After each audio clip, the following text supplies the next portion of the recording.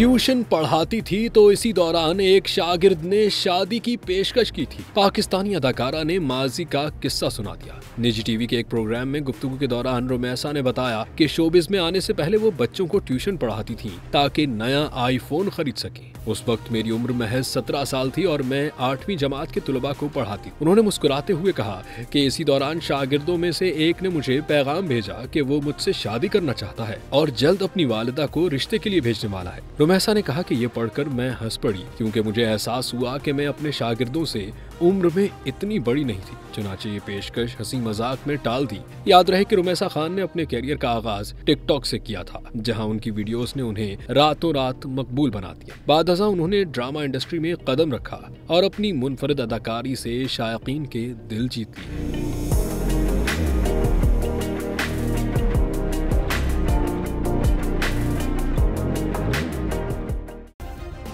Subscribe करें और bell दबाएं ताकि कोई खबर रह न जाए।